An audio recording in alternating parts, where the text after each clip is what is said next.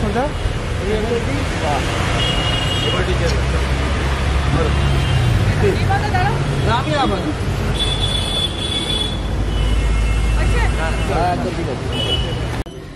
নমস্কার, good afternoon. আসলে টোটা এত ইন্সপিরেশনাল কথাবার্তা বললো যে আমি এমনিতেই I am very proud of you Tota, কারণ অনেকগুলো ইন্ডাস্ট্রিতে তুমি কাজ করছো, আর এই কথাটা যখন বললে যে আমাদের ইন্ডাস্ট্রির এত কম রিসোর্স থাকা সত্ত্বেও যে আমরা লড়ি, আমরা পিছাই না।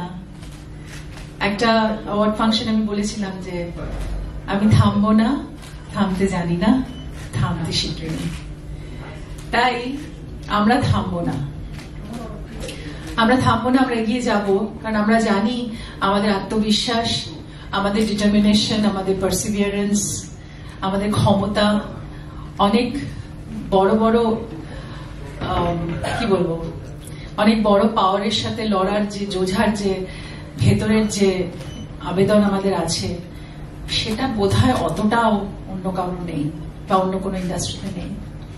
শুধু আমরা অভিনেতারা না, সবাই, টেকনিশিয়ানস, জার্নালিস্ট, আমাদের এখানকার জার্নালিজম নিয়ে যেটা বলছিল যে সবাই জানতে চায়, ইটস ট্রু। কারণ আমাদের এখানকার জার্নালিজমের যা মান, যা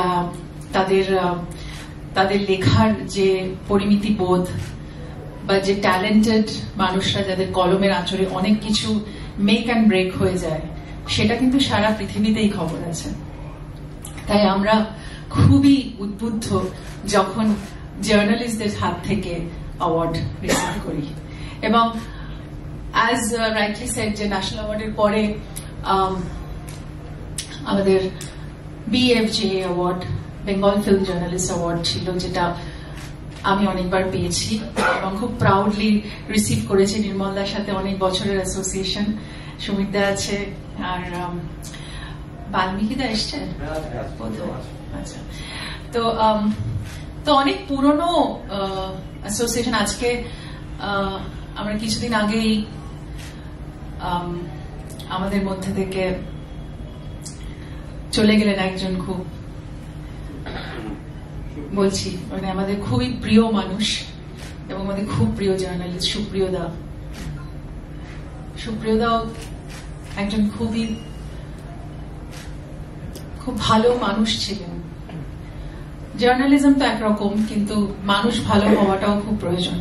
আমাদের অনেক সময় অনেক জার্নালিস্টদের সাথে মনোমালিন্য হয়ে যায়, মন কষাকষি হয়ে যায়, কিন্তু তাহলেও আমি বলবো যে মানুষ ভালো হওয়াটাও খুব প্রয়োজন একজন জার্নালিস্টের।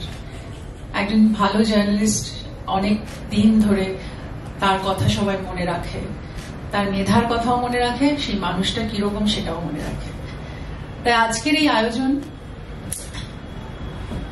আমি বলবো এই জার্নালিস্টরা যে আয়োজন করেছেন, যে WBFJA, এই অ্যাওয়ার্ড কিন্তু খুব একটা অসাধারণ মূল্যায়নের জায়গায় পৌঁছয়, যেটা আমার মনে হয় প্রত্যেক শিল্পীর কাছে একটা বড় পাওয়া।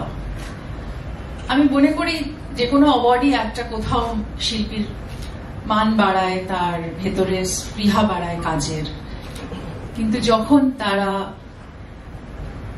সমালোচকদের হাত থেকে অ্যাওয়ার্ড পান, ক্রিটিকদের হাত থেকে অ্যাওয়ার্ড পান, সেটার মান অনেক বেশি হয়ে যায়। তাই আমি খুবই গর্বিত যে যেভাবে গৌতম অ্যান্ড হিজ টিম, নির্মলদা, তোমরা সবাই যেভাবে বাংলা সিনেমাকে সম্মানের জায়গায় নিয়ে গেছো, নতুন প্রতিভাদের এগিয়ে দিয়েছো, সেটা অনেক বড় মাপের পাওয়া। ইনফ্যাক্ট কালকেই ভাবছিলাম, অরুণদা চলে গেলেন, অরুণ রায়, আমি ওনার সাথে কোনোদিন কাজ করিনি, কিন্তু আমি দেখেছিলাম WBFJA তে অরুণদা কতগুলো অ্যাওয়ার্ড পেয়েছিলেন 11তে, এবং I was so very happy to see যে পরপর অনেকগুলো অ্যাওয়ার্ড ওই বছর উনি পেয়েছিলেন। তো সেই জন্যই ভাবছিলাম যে অনেক নতুনরা যারা এসেছেন, তাদের এই অসাধারণ প্ল্যাটফর্মটা নিশ্চয়ই প্রয়োজন। আজকে আমাদের মধ্যে সুজিত, রাইট? সুজিত আছে। কালকে সুজিতের একটা গ্লিমস, ছবির একটা গ্লিমস আমি একটুখানি দেখেছি, পুরোটা না হলেও, কিন্তু অসাধারণ, কি অপূর্ব ভাবে মাউন্টিং করেছো তুমি ছবিটাকে। সো প্রাউড অফ ইউ যে কমার্শিয়াল সিনেমার এই মাউন্টিং, এই রেঞ্জ, এই ক্যানভাস অপূর্ব। সত্যি আমার কমার্শিয়াল ফিল্মগুলোর কথা মনে পড়ে যাচ্ছিল। আমি আর টোটা অনেক কমার্শিয়াল ছবি করেছি, মনে পড়ে যাচ্ছিল যে ওই ধরনের এই ম্যামথ 70mm স্ক্রিনের যে মজা, ডলবি সাউন্ডের যে আওয়াজ, যে ঘোড়ার খুঁড়ের আওয়াজ বা বাইকের আওয়াজ, বা চারিদিকের ওই অ্যাম্বিয়েন্সের যে ক্রিসেন্ডোতে নিয়ে যাওয়া, excellent work. I am very very proud. রথিজিতের গান তো অলরেডি একটা সাইলেন্ট তৈরি করে দিয়েছে, এবং আরো ভবিষ্যতে নিশ্চয়ই দারুণ দারুণ গান পাবো তোমার কাছ থেকে। তো আমি আমার সব প্রিয় জার্নালিস্ট যারা এখানে আছে, আমার কাছে সবাই খুব প্রিয় মানুষ। তোমাদের সাথে সব সময় আমাদের এক্সচেঞ্জ অফ থটস হতেই থাকে, be it on the paper or in the mind. তো সেই জন্য তোমাদের এই পুরো অতনুদাও আছে, এই পুরো সবাইকে, এই পুরো তোমাদের উদ্যোগকে অনেক ধন্যবাদ জানাই। আর আমার ছবি যদি নমিনেশনে থেকে থাকে, I will be very proud of it. Thank you. নমস্কার, হ্যাপি নিউ ইয়ার, শুভ হোক 2025। BFJ, WBFJ আমি বহুদিন জড়িত, কিন্তু সেটা বড় কথা না। বড় কথা হচ্ছে আমার কাছে BFJ বা WBFJ কতটা তাৎপর্যপূর্ণ। আমার মনে হয় ন্যাশনাল অ্যাওয়ার্ডের পর যে অ্যাওয়ার্ড সবচেয়ে বেশি ঐতিহ্যমণ্ডিত, সেটা হচ্ছে ওয়েস্ট বেঙ্গল জার্নালিস্টদের এই ফিল্ম অ্যাওয়ার্ডটি। এবং আমি এটা আপনারা আছেন বলে বলছি না, আমি যখন বাইরে কাজ করেছি, কাজ বেরোবার পর, কাজটা বেরিয়ে যাবার পর, কাজটা প্রদর্শিত হবার পর, বহুবার বহু পরিচালক ফোন করে আমার কাছ থেকে জানতে চেয়েছেন বাংলার জার্নালিস্টরা কি বললেন। তাদের কাছে আপনাদের মাহাত্ম্য বা আপনাদের পজিশনটা সেই জায়গায়। বাংলা জার্নালিস্ট আমার ছবি নিয়ে কি বলেছেন সেটা তারা কিন্তু সর্বাগ্রে জানতে চান। বিশেষ করে আমার কাছে তো জানতে চান আমার ছবিটা বেরিয়েছে কি বলছেন। এটা প্রায় আমি ফোন পাই আজকাল, যেহেতু কাজকর্ম বেড়েছে ওই দিকটা। এই বছরে খুব ভালো লাগলো একটা জিনিস শুনে যে সার্কাস তাবুতে আমাদের এই অ্যাওয়ার্ড শোটি অনুষ্ঠিত হবে।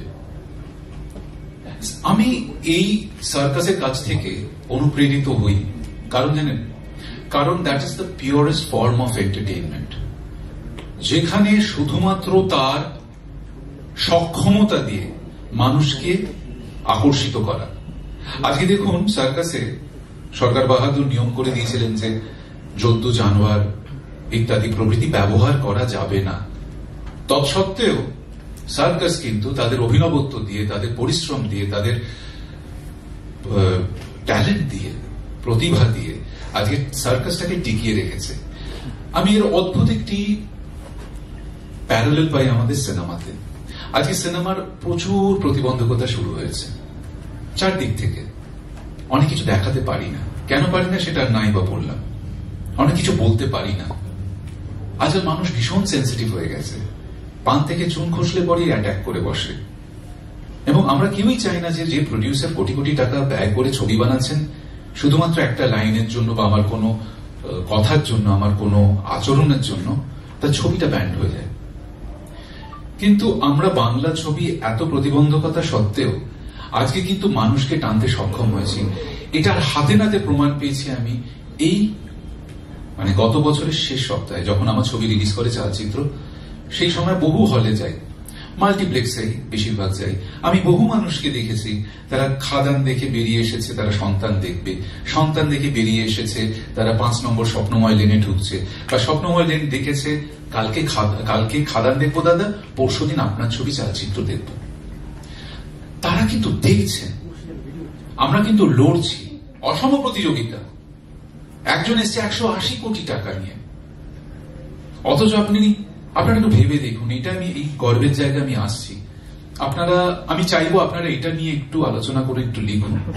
আজকে শেষ সপ্তাহে খাদান বেরোলো, সন্তান বেরোলো, 5 নম্বর স্বপ্নময় লেন, চালচিত্র। আমাদের সমবেত বাজেট কত হয় বলুন তো? খুব বেশি হলো 12 কোটি, চলুন 14 কোটি।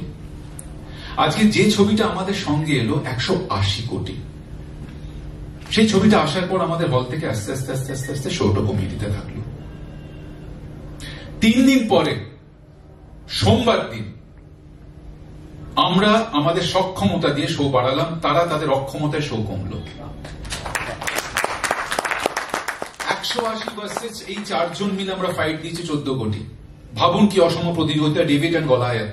কিন্তু এক্ষেত্রেও ডেভিড জিতছে শুধু বক্স অফিসে নয়, মানুষের মনও দিচ্ছে, হৃদয়ও দিচ্ছে। আমি আশা করব এত কিছু নেগেটিভিটির মধ্যে এই পজিটিভিটিটা নিয়ে আপনারা একটু আলোচনা করবেন প্লিজ। আর হ্যাঁ, বিএফজেতে নমিনেটেড হওয়া বা WBFJ-তে নমিনেটেড হওয়া সত্যি সত্যি নির্মল দা এটা অ্যাওয়ার্ড পাওয়ার মতোই, বাল্মীকি দা, সমীর দা, এটা আমার কাছে অ্যাওয়ার্ড পাওয়ার মতোই। কারণ আমি জানি যে কি ধরনের ট্যালেন্টদের সঙ্গে আমি কাজ করছি। আজকে আপনাদের আশীর্বাদে, আপনাদের ভালোবাসায় 3-4টে ইন্ডাস্ট্রিতে কাজ করছি, বাংলা সহ।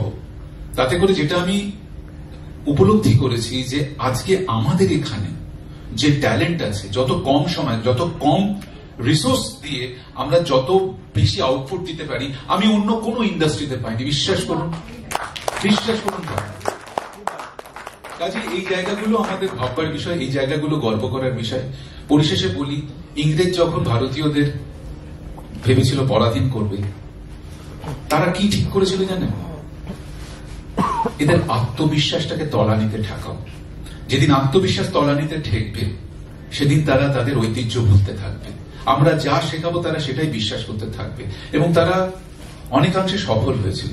ঠিক তেমনি আমি দেখি বাংলা ছবিকে আজকে তলানিতে আনার জন্য কিছু মানুষ বহুদিন ধরে আমাদের আত্মবিশ্বাসটাকে ভাঙবার চেষ্টা করছে।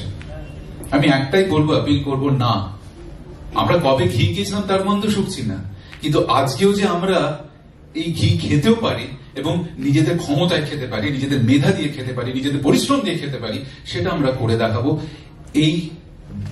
এটাও আমি বলে গেলাম। নমস্কার।